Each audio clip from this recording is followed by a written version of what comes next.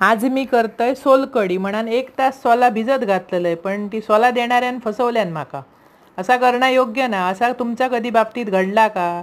मी आज 2 नारळाची सोलकढी करतोय. मिक्सराक लावून घेतले, नारळ व्यवस्थित ते गाळून घेतले, त्याच्यात बारीक चिरलेली मिरची, बारीक चिरलेली कोथिंबीर, चवीपुरता मीठ आणि थोडं गूळ घालतो आम्ही सोलकढी जिरणाक बरी म्हणान. पण ही बघा, सोला 1 तास भिजत घातलेले धगधगीत पाण्यात, अजिबात रंग नाही. नवीन फाड्याची म्हण सांगल्यान माका. हे आगूळ पण दिल्यान त्या काळा घेऊन व्यापाऱ्याकडचा येयलंय, घालून बघतंय तर त्याचो रंग असो. ह्या फसवणं योग्य नाही ना.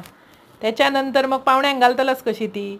मग ताबडतोब एक आगळाचो कॅन आणलंय, त्या काय मेल्याक काय रंग नाही घातलंय आपलं साधारण जरा रंग इला. ह्या असं करणं बरोबर नाही ना. फसवतास कित्याक? ताजी आहे म्हणतास तर ताजी द्यायची ना. आयत्या वेळाक खाणाऱ्याचो गोंधळ ह्या योग्य ना.